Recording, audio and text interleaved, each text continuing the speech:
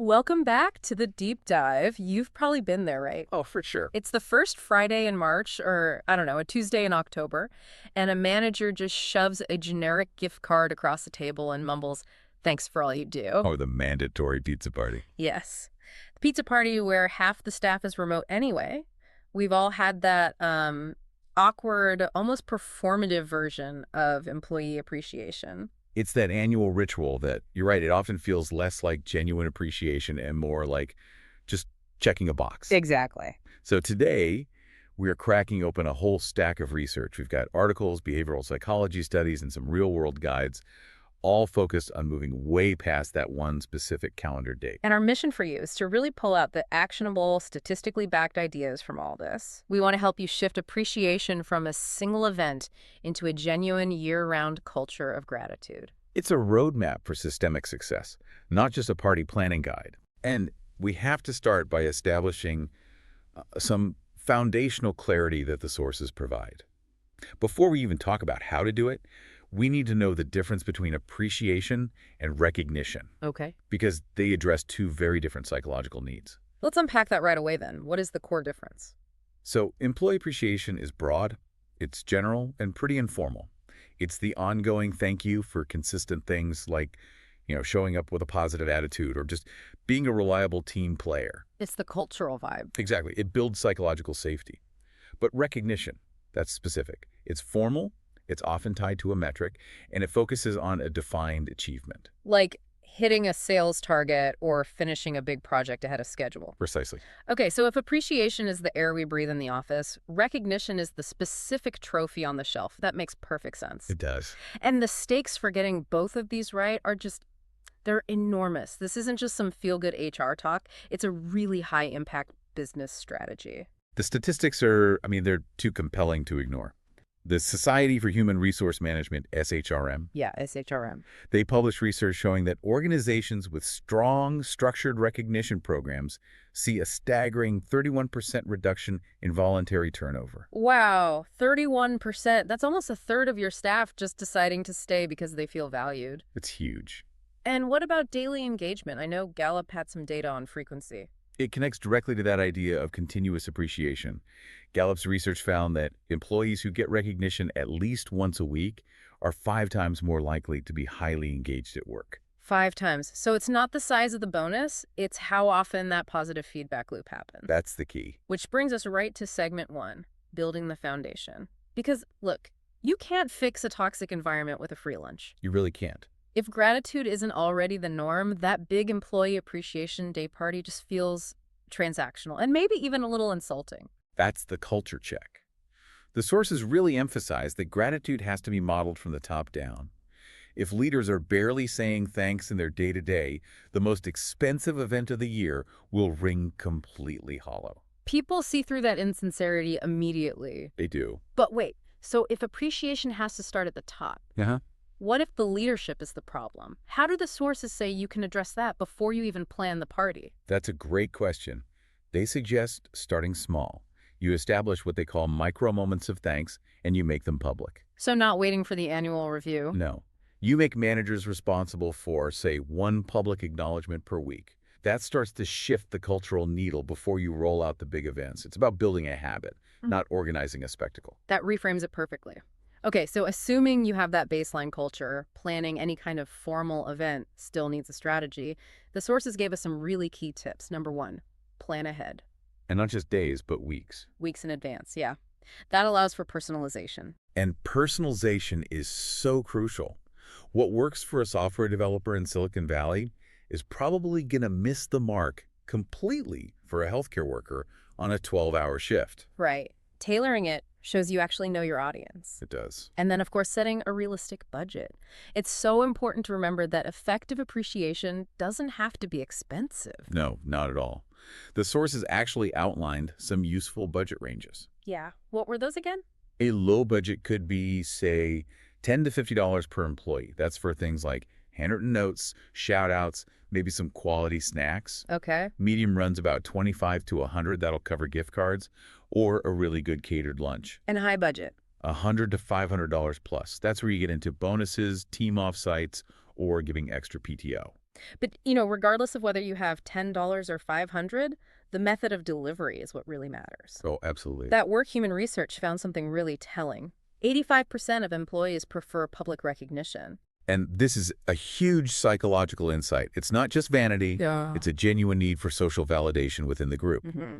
A private email thanking a star performer, it sort of misses the point because it doesn't cement that person's value in front of their peers. Right. So a public shout out, an award, a post on the company channel that signals to everyone that this is the behavior we value, and it encourages others to do it too. Exactly. Okay, that foundation is solid. We've got the culture check, budgets, and the power of public praise. But the question is, what do we actually do with that? And that's where the 22 ideas come in. We've categorized them into 3 groups for you: financial and tangible, experiential and social, and then personalized and mission-driven. Perfect. Let's start with financial and tangible. We might as well just address the elephant in the room. Money. Money or bonuses. Yeah. It's not the most creative choice, but it's effective. It proves you see an employee's financial value. But here's the key nuance from the SHRM research.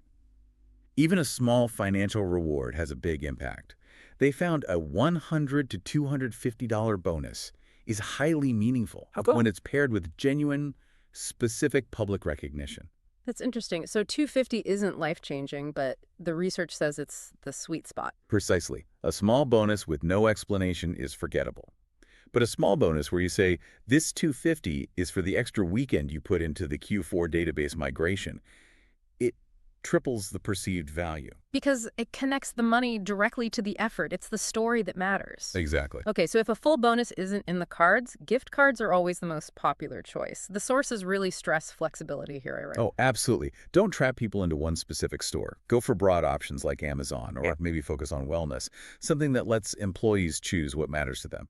And that idea of choice is a really big deal. It's paramount, which leads right to the pick-a-prize model. A lot of recognition software uses this. You let employees pick their own reward from a catalog, maybe with a point system.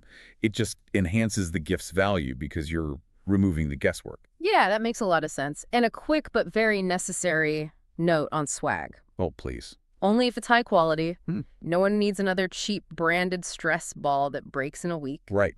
If you're going to do swag, make it genuinely premium. We're talking Yeti or Hydro Flask level water bottles, comfortable high-end jackets, real tech gadgets. Because if it feels like a cheap promo item, it sends the message that you're cutting corners, which completely defeats the purpose. It does. Okay, let's move into the experiential category.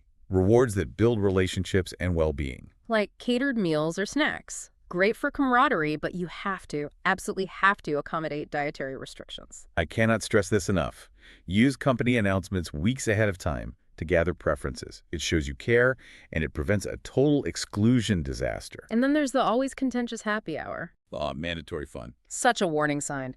If you host one, always include sophisticated non-alcoholic options, not just water. And critically, think about the timing for parents and caregivers. Absolutely. The goal is connection, right?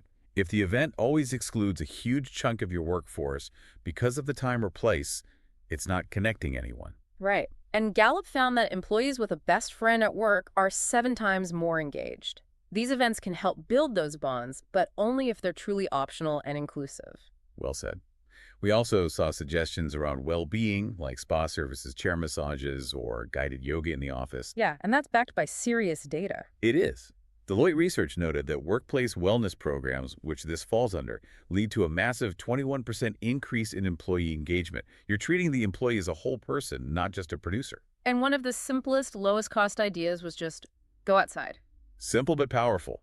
Activities in nature are proven stress reducers. The research showed that just spending time outdoors can cut the stress hormone, cortisol, by up to 21%. So giving teams a paid hour to take a walk, or hosting an outdoor picnic, it's a huge return for almost zero cost. And for organizations with those higher budgets, off-site activities like escape rooms or cooking classes are highly effective. They can be pricey, though. They can. Usually $75 to $200 or more per person, but they create these shared memories outside the work routine, which breaks down silos and fosters real team building.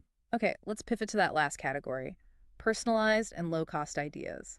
These often carry the most emotional weight. They really do. And the most profound one is simply saying, thank you. You just can't overstate its impact. It's free, and yet it's this critical psychological safety net.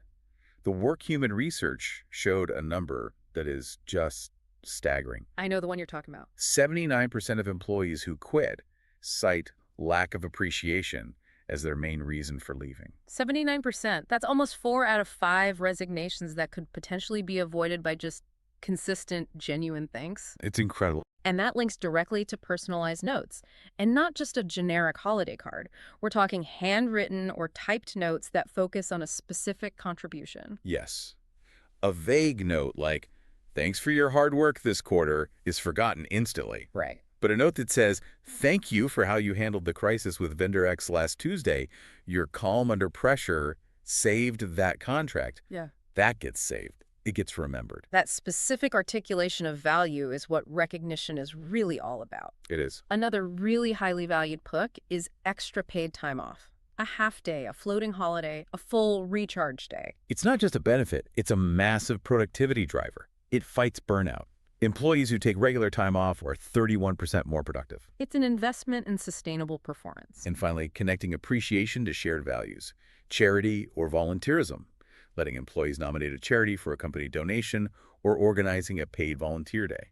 That's especially effective with younger workers, right? Very. Deloitte research shows that 70% of millennials are more likely to work for a company with a strong philanthropic program. It shows you respect what matters to them outside of their job description. You know, this brings up a really important question. With everyone now remote, hybrid, frontline, how do we make sure appreciation is inclusive? Because so often it gets centralized in the office and everyone else feels totally left out. And the sources confirm that's a huge concern. You need intentional strategies for inclusion because that feeling of being overlooked is very real. The numbers were pretty stark. They were. Research shows 37% of remote workers worry about getting less recognition than their in-office colleagues. And it gets even worse for people who are truly deskless. It does. Frontline workers in manufacturing, retail, healthcare, they feel even more marginalized. They report feeling 42% less recognized than their office-bound peers. So what are the solutions? For remote teams, it seems to focus on bridging that physical distance. Right. Mail care packages to their homes, host virtual happy hours with delivered treats, and use asynchronous video tributes like a recorded award ceremony that people can watch on their own time. Instead of a mandatory evening Zoom call. Exactly. And for frontline workers, you have to meet them where they are. The sources suggest mobile apps for real-time peer recognition, so a manager on the warehouse floor can give kudos right then and there. Digital signs in break rooms, things like that. Yes, and offering rewards that actually matter to their unique situations. Like what? Shift flexibility or schedule preferences. When you're managing complex hours, the ability to choose your schedule can matter way more than a gift card. That shows you understand the actual pressures of their job. You know, looking at the bigger picture here, it's so clear that relying on one annual event is just, it's doomed to fail. It is. We have to move from single events to systemic infrastructure. The best companies start treating appreciation as an event and start treating it as an ongoing communication channel. They build it into their culture with technology. Exactly. This is where modern employee engagement software comes in. If you want that continuous real-time feedback, the kind that makes people 5 times more engaged, you need the tools to support it. So if you're out there looking for a platform like this, what are the key features you should be looking for? Number 1, peer-to-peer recognition feeds. This lets employees give public kudos to anyone, anytime. It reinforces positive behavior horizontally, not just top-down. Okay. Number 2, points-based rewards redeemable for personalized gifts. And delivers the choice we talked about. And number 3, which is absolutely critical now, a mobile app for those remote and deskless workers. Yeah, and the feature that makes it systemic, not just superficial, the analytics dashboard. Yes. Think of the analytics dashboard as a cultural MRI. It lets managers track usage and measure the program's impact in real time. It shows you exactly where the gratitude is flowing. And where it isn't. Where the blind spots are. Yeah. If recognition is only happening in sales but not in engineering, instantly you have a cultural failure point you need to address. That measurement is what connects all these statistics we've been talking about. The ROI for these platforms is genuinely staggering. It connects the dots between culture and turnover. Companies using these continuous recognition platforms see an 85% increase in appreciation shown through digital kudos. And, critically, a 95% improvement in employee retention compared to companies still using those old annual programs. The goal is real-time, in-the-moment feedback that builds that continuous cycle. So what's the bottom line here? We've covered that appreciation is continuous, it's distinct from recognition, that personalization and public validation are key. And that the cost of not appreciating employees in turnover and disengagement it far outweighs the investment in doing it right. Right. If we connect this back to the big picture, that 79% of employees who quit cite a lack of appreciation. The biggest takeaway isn't which gift card to buy. No. It's realizing that meaningful appreciation is fundamentally a communication and retention strategy. It's a daily process, not just a date on the HR calendar. So you now know that 85% of employees prefer public recognition and that specificity is paramount. So when you're planning your next initiative, consider this. If you can't publicly articulate why an employee is valuable, are you truly recognizing the specific behavior that drives business results, or are you just celebrating general existence? Something to mull over until our next deep dive.